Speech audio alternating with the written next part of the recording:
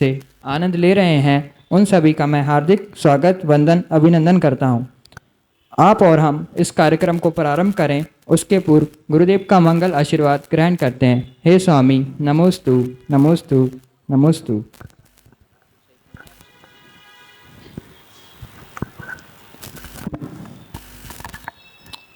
प्रथम ऑनलाइन प्रश्न है महाराज जी, क्या कोई काम या धर्म दिखाने के लिए करना चाहिए?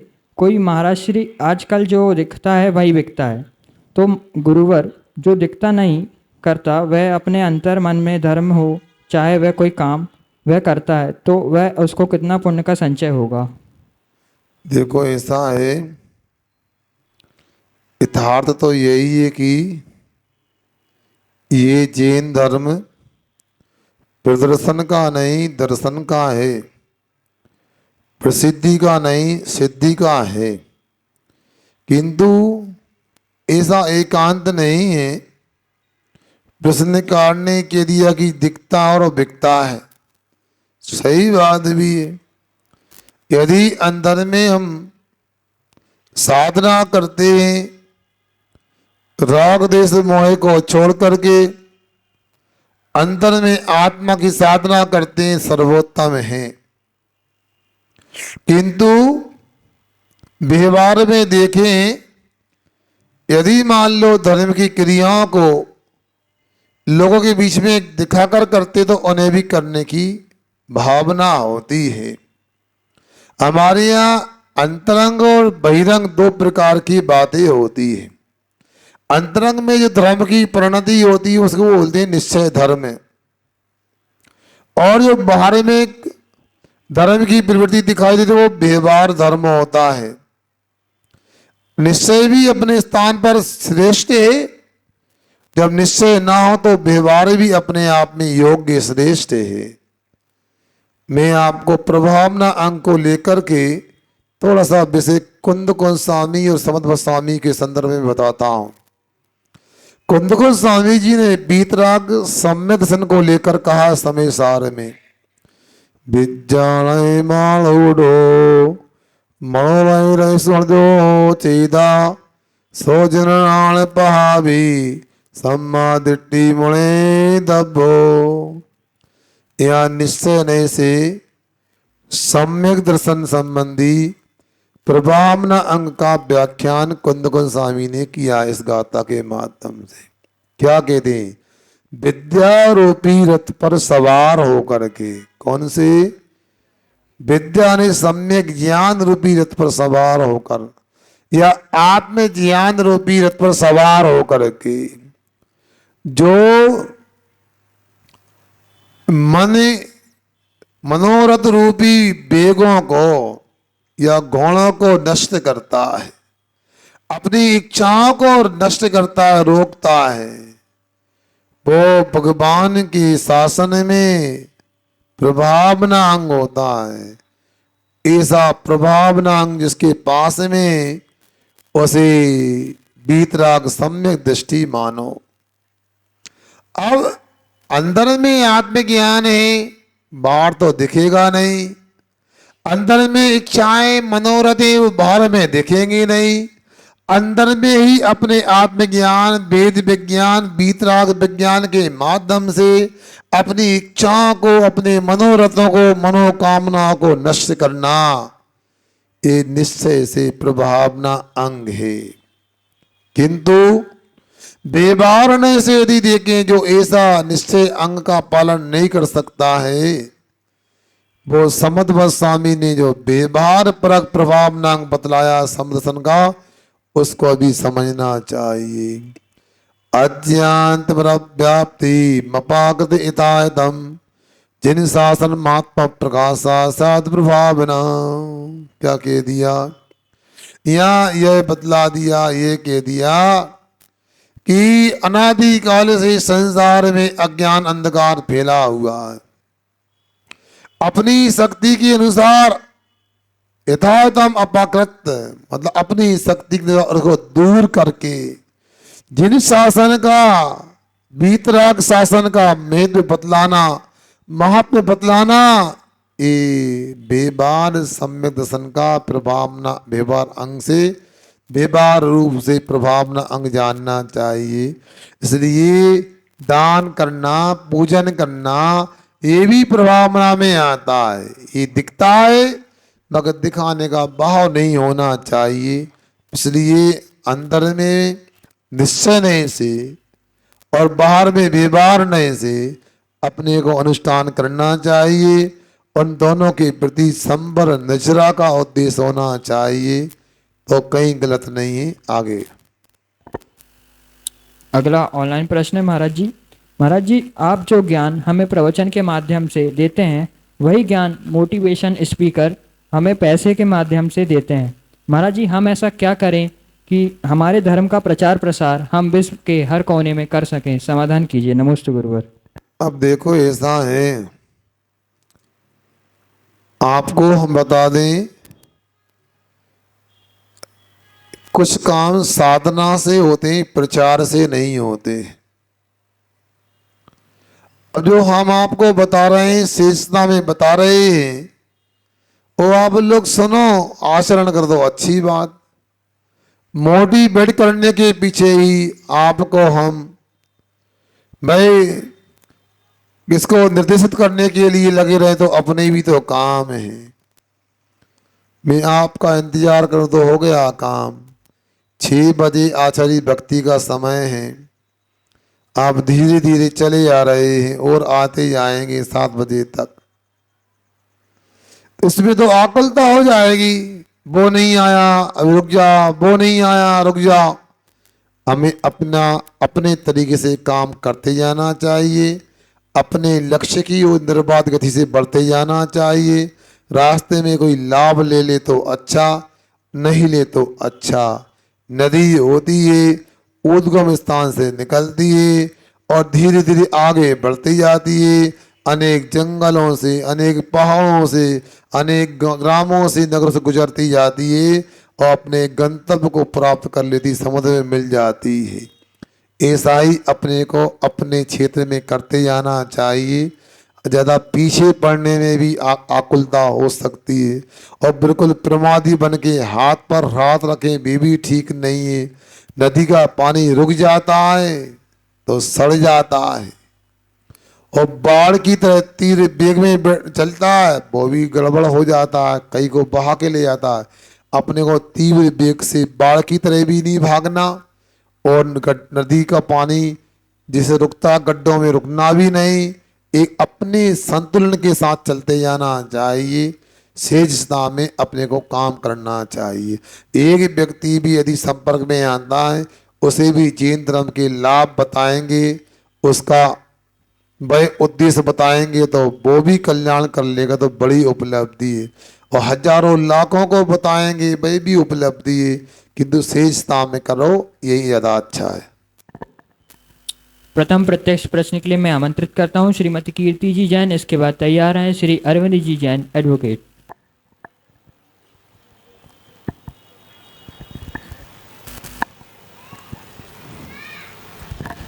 नमोस्तु महाराज जी, नमोस्तु नमोस्तु।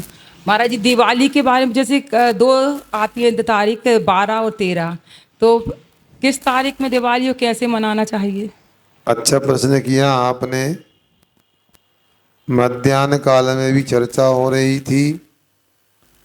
आप लोगों को हमने कई बार बोला है, आप लोगों के लिए सोचना चाहिए अगर दीपावली का मतलब क्या है, दीपावली कैसे मनाएं, कब मनाएं। ये पंचांग आदि का इसमें कोई उपयोग ही नहीं है। यहाँ आपको स्पष्ट पता है कि जैन धर्म में कार्तिक कृष्ण अमावस्या के दिन बिल्कुल प्रत्युष वेला में प्रातः काल महावीर स्वामी को मोक्ष हुआ था, निर्वाण का लाभ मिला था और उनके निर्वाण जाने के, मोक्ष जाने के बिल्कुल ठीक 12 घंटे बाद उनके प्रथम शिष्य गौतम गोस्वामी को शाम को गोधूली बेला में केवल ज्ञान लक्ष्मी की प्राप्ति हुई थी। अब ये बार बार पूछने की आवश्यकता नहीं होना चाहिए। सीधा हो गया कि हमें सुबह जल्दी उठ करके तैयार हो करके भगवान का अभिषेक पूजन करना चाहिए। निर्माण कांड के साथ में निर्माण लाडू चढ़ाना चाहिए। वह हो गई हमारी सुबह की क्रिया। इसके बाद में ठीक 12 घंटे बाद अंधेरा न हो पाए उस समय आपको 5:30 5:15 बजे महावीर स्वामी की पूजन के साथ वह गौतम स्वामी जी जिनको केवल ज्ञान लक्ष्मी की पूजन की प्राप्ति हुई है उसकी पूजन करना चाहिए। यही दीपावली का सही तरीका है। और दूसरा, जब आप घरों में पूजन करते हो भगवान की प्रतिष्ठित प्रतिमा को तो ले जाना संभव नहीं है और सब ले जा भी नहीं सकते हैं, मगर आपको तस्वीर की कभी पूजन नहीं करना चाहिए। तस्वीर की आरती उसको नमोस्तु नहीं करना चाहिए। आप तस्वीर को स्मृति स्मरण के रूप में भले ही रख लो, टांग लो, मगर जिनवाणी को रखना चाहिए। जिनवाणी को रख कर उसकी पूजन करो तो ये सही तरीका है। कौन क्या कब करता है? अपने को तो कार्तिक अमावस्या के दिन ही सवे लड्डू और शाम को केवल ज्ञान लक्ष्मी की पूजन करना चाहिए। ये जैन आगम के अनुसार सही दीपावली पर्व मनाना है। और दूसरी बात, दीपावली का मतलब प्रकाश पर्व होता है। जब आत्मा में केवल ज्ञान उत्पन्न हो जाता है तभी संसार के पूरे पदार्थ झलकते हैं, दिखते हैं। यही प्रकाश, केवल ज्ञान प्रकाश, केवल ज्ञान ज्योति, केवल ज्ञान लक्ष्मी, इन सबको अपने को समझना चाहिए, एकार्थवाची मानना चाहिए इन शब्दों के लिए।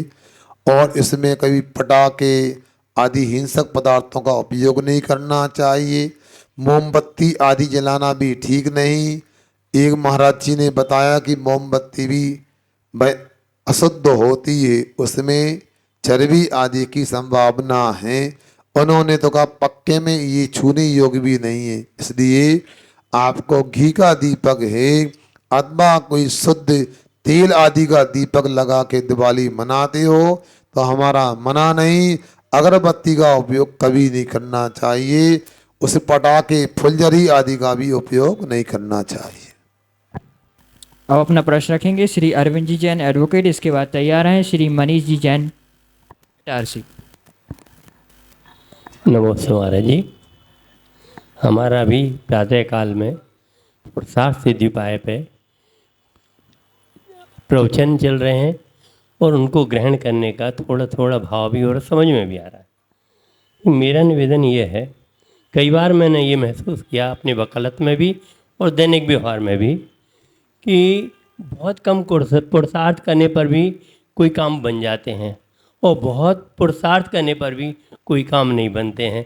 तो इसका कारण क्या हो सकता है? और एक छोटा सा प्रश्न और है महाराज जी, आपने अभी एक जो पद सुनाया था, मोह नींद के जोर जगबासी घूमे सदा, कर्म चोर चहोर सर्वस लूटे सदने। लेकिन उसके आगे भी है, सतगुरु दे जगाए मोह नींद जब उपसम है, तब कुछ बने उपाय कर्म चोर आवत रुके।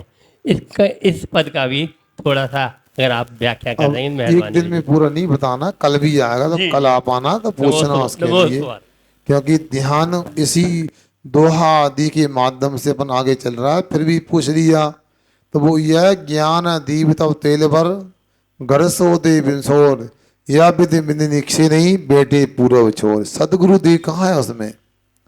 ज्ञान दीप तब तेल भर घर सो दे ब्रह्म छोड़ यह विधि विधि निक्षे नहीं बेटे पूर्व छोर। यह है, आप देख लो भजनवाणी में अच्छे से, ज्ञान रूपी दीपक को जलाओ, तप रूपी तेल भरो उसमें है, और जैसे दीपक को जला करके फिर पूरे घर को देखो अच्छे से कहाँ कहाँ चोर छिपे हैं। यह विधि, इसके बिना चोर भगेंगे नहीं। यह तरीका है। तो आपने जो पूछा है कि महाराज बहुत प्रयास करने पर भी, पुरुषार्थ करने पर भी काम नहीं होते, कभी थोड़े पुरुषार्थ में बड़े काम हो जाते हैं। तो आपको मैंने पहले भी कहा, पुरुषार्थ के साथ भाग्य भी काम करता है।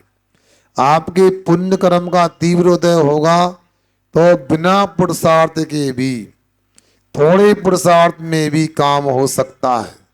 अंदर में पाप कर्म का उदय होगा या तीव्र पुण्य का उदय नहीं होगा, बहुत पुरुषार्थ करने पर भी, बहुत कोशिश करने पर भी काम नहीं होता। अब देखो ना, आप देख रहे हैं कोई व्यक्ति 20 साल से दरी बिछाता है, माइक लगाता है, उसे टिकट नहीं मिल पाता। एक व्यक्ति आता है, आज आता है, कल टिकट मिल जाए, परसों विधानसभा, लोकसभा और नरसों तो मुख्यमंत्री प्रधानमंत्री बन जाता है। ऐसे भी लोग हैं, चुनाव नहीं लड़ा, 10-10 साल तक प्रधानमंत्री रहे। ऐसे भी लोग हैं, पहले प्रधानमंत्री बना दिया, बाद में चुनाव लड़ना उनके लिए। चक्रवर्ती भी होता है, दिग्विजय बाद में पहले चक्र रत्न की प्राप्ति हो जाती है। पूर्व में उन्होंने अच्छे काम किए, धर्म किया, तो ऐसा पुण्य का संचय होने से वो आज फल के रूप में दिख रहा है अपने लिए। इसलिए अपने को फिर भी सही दिशा में पुरुषार्थ करना चाहिए, और पुरुषार्थ करने से भाग्य भी अनुकूल बन जाता, इसका ध्यान रखना चाहिए। आगे अब अपना प्रश्न रखेंगे श्री मनीष जी जैन, इसके बाद तैयार हैं श्रीमती ज्योति जी जैन इटारसी। नमस्ते महाराज जी, मेरा प्रश्न है पॉजिटिव और नेगेटिव थिंग के ऊपर। क्या रहता है, पॉजिटिव की एनर्जी कुछ कम रहती है और नेगेटिव की एनर्जी बहुत ज़्यादा रहती है। जैसे एक छना हुआ पानी अपन ने लिया, एक टंकी भर के पानी लिया शुद्ध प्राशुक वाला, और उसमें एक बूंद नली के पानी का डाल दिया, तो पूरा पानी अशुद्ध।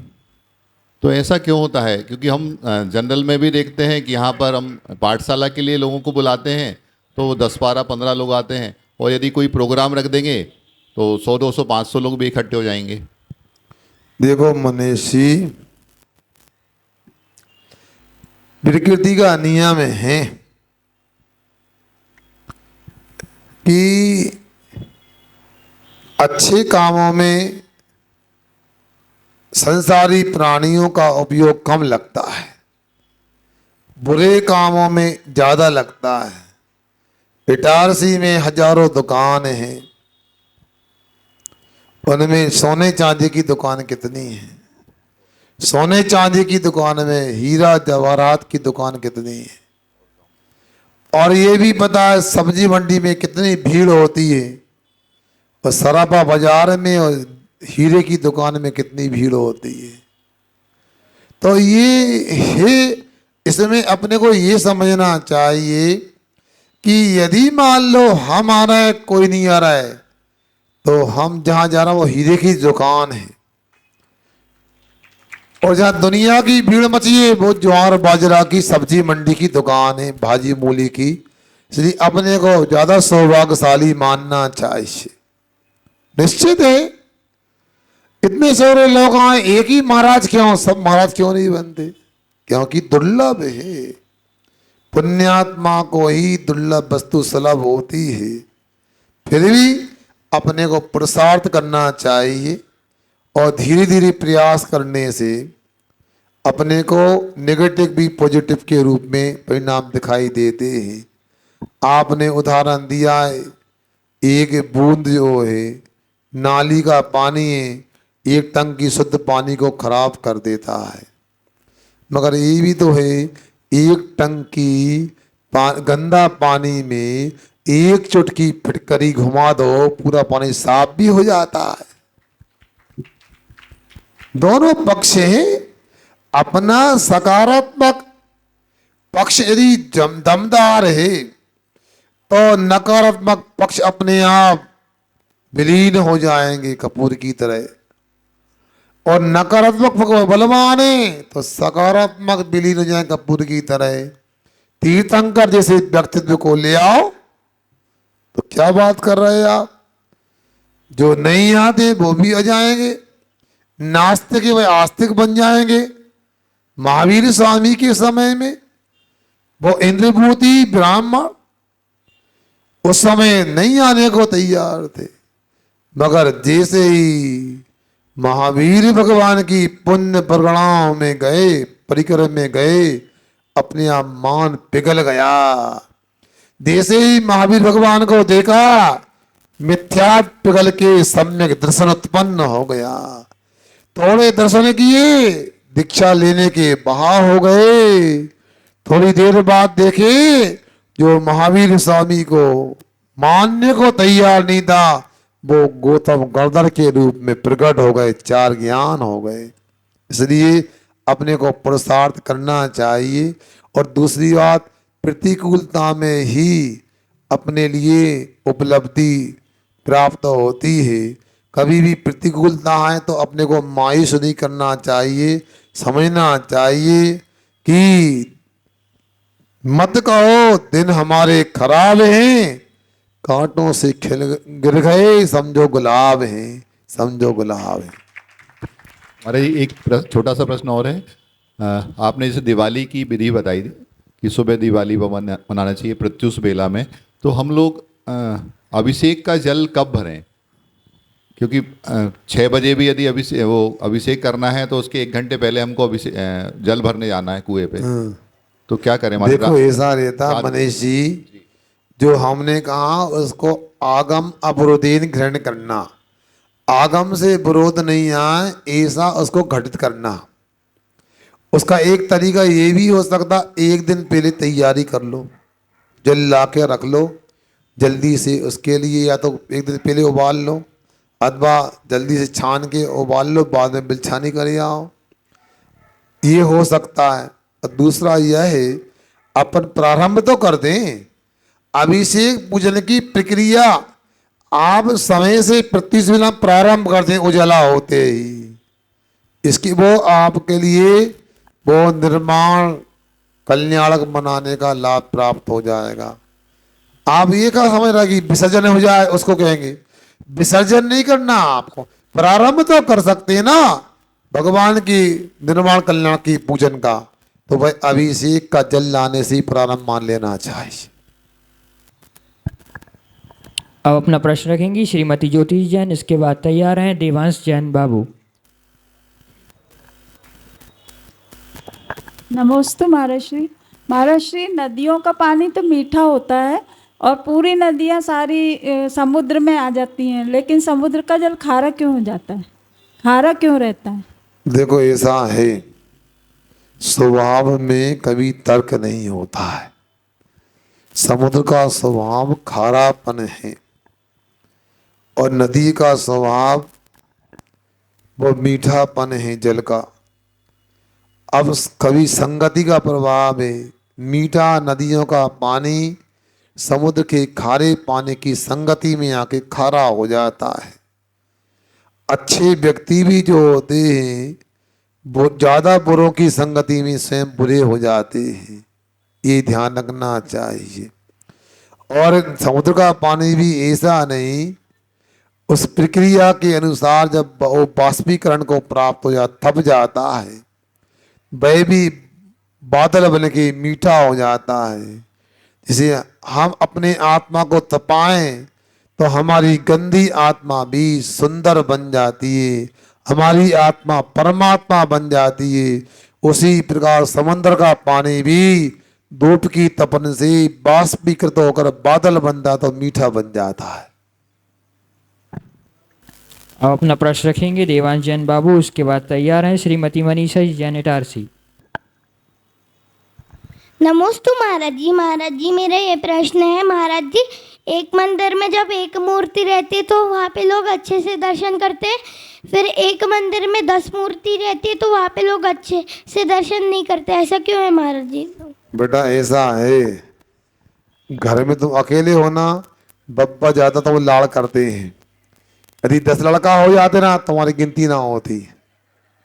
तो जहाँ ज़्यादा वस्तु होती है वहाँ उसके मूल्य का बंटवारा हो जाता है, और जहाँ वस्तु कम होती तो मूल्य बढ़ जाता है उसका। ये प्रकृति का नियम है। इसलिए आप लोगों से हमारा कहना है, एक जगह भी दर्शन करो, अच्छे से करो, भागम भाग ना करो। इसलिए आप लोगों को ध्यान रखना चाहिए। ये तो नियम है, पूर्ति अधिक होती है तो भाव कम हो जाता है, और पूर्ति कम होती तो भाव ज़्यादा हो जाता है। अब अपना प्रश्न रखेंगी श्रीमती मनीषा जैन। इसके बाद तैयार हैं तरु जैन और नव्या जैन। नमोस्तु महाराज जी। महाराज जी कहते हैं मंदिर में जब जाप सामायिक करते हैं तो आँख खोलकर भगवान की मूर्ति देखकर करना चाहिए, लेकिन आँख खोल के देखने में विकल्प आते हैं तो आँख बंद करने में क्या कितना पुण्य लगेगा, करना चाहिए नहीं? देखो ऐसा कोई भी ऐसा शास्त्र में नहीं है आँख खोल के करना की बंद। आपका धर्म ध्यान होता है, आपके मन में राग द्वेष मोह की परिणति नहीं होती है, वैसा करना चाहिए। भगवान की प्रतिमा सामने विराजमान है, बीतराग बिंब विराजमान है, उनको देख करके अपने लिए यदि राग और द्वेष नहीं होते तो देख कर करना चाहिए। नहीं, राग देश नहीं होते हैं, लेकिन मगर और भी आने जाने में विकल्प पैदा होता है। अरे हमारा कहना है राग द्वेष का मतलब यही तो संसार के क्रियाकलाप है, आना जाना खाना बनाना सब याद आते। तो आपको जिसमें विशुद्धि हो, राग द्वेष मोह ना हो, संसार के विकल्प नहीं आए, वैसा करना चाहिए। कहते कुछ भी है मगर शास्त्र में इतना ही है, माँ मुज्जय माँ रज्जय माँ दुस्सय इटेसु थिर में छय जय चित्ता विचित झड़प सिद्धि है। राग मत करो, द्वेष मत करो, मोह मत करो, किन में इष्ट और अनिष्ट पदार्थों में। यदि आप अपने विचित ध्यान की सिद्धि के लिए चित्र को एकाग्र करना चाहते हो तो। अब अपना प्रश्न रखेंगी बालिका तरु जैन और नव्या जैन। इसके बाद तैयार रहें श्रीमती सुप्रिया जैन इटारसी। नमोस्तु महाराज जी। मेरा प्रश्न यह है कि हमारी पाठशाला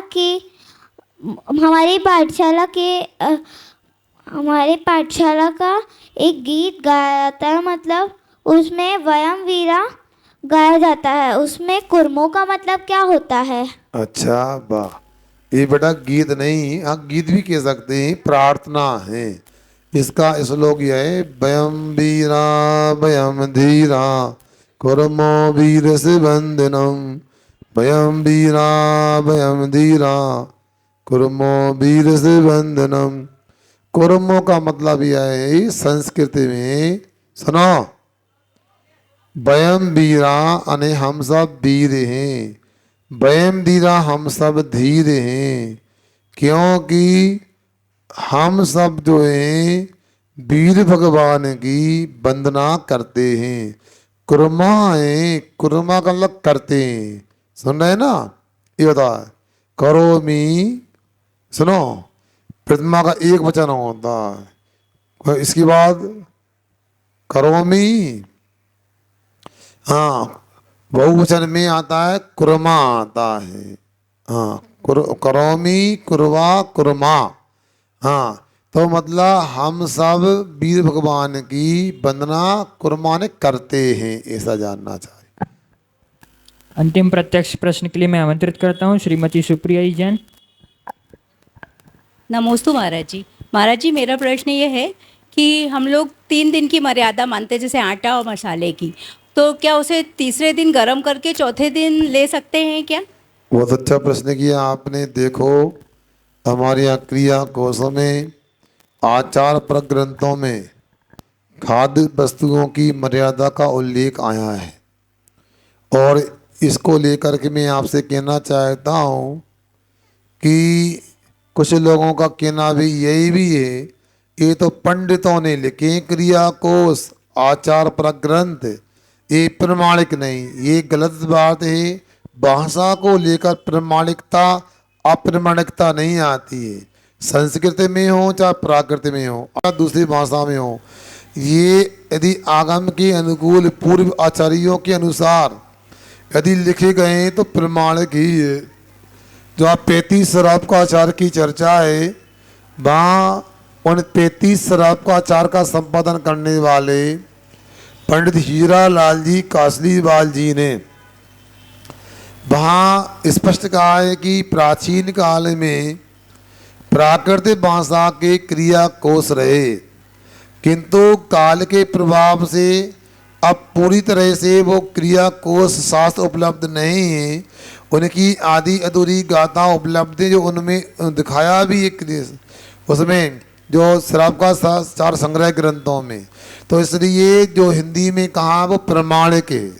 अब बात रही कि उस प्रमाणिक ग्रंथ में खाद्य सामग्री की जो वस्तुओं की बात इसमें आटे आदि की आई, तो स्पष्ट है वर्षा काल में आटे की मर्यादा भाई आषाढ़ के अष्टांगा के बिल्कुल बाद से लेकर कार्तिक मास की अष्टांगा तक 3 दिन की रहती है। कार्तिक मास के अष्टांगा के बाद फाल्गुन मास की अष्टांगा तक भाई 7 दिन की रहती है। फिर फाल्गुन मास की अष्टांगा के बाद से लेकर आषाढ़ के अष्टांगा तक 5 दिन की मर्यादा रहती है। कहीं पर भी किसी भी क्रिया कोश में, किसी भी श्रावकाचार्य में ऐसी चर्चा नहीं आई है कि आटे को बेसन को गर्म कर ले तो मर्यादा बढ़ जाती है। ये हम लोगों की अपनी भाई कपोल कल्प बातें हैं। ये अब भाई भी इसको बोल सकते हैं, किसी की बातों में नहीं आना चाहिए, क्योंकि मर्यादा निकलते ही उन आटे मसाले में भाई उसी जाति के उसी वर्ण के भाई त्रजीवों की उत्पत्ति होने लगती है। इसलिए उतना ही आटा बेसन तैयार करो जितना 3 दिन में, 5 दिन में, 7 दिन में उपयोग में आने वाला है। ये बात को बिल्कुल निकाल देना कि आटे मसाले की मर्यादा गर्म करने से बढ़ जाती, बिल्कुल नहीं कहा आगम में। और जो आगम में नहीं कहा, इस प्रकार की बातें अपने को भी ना करना चाहिए ना सोचना चाहिए। दिन हो गया, दिनवाणी के जान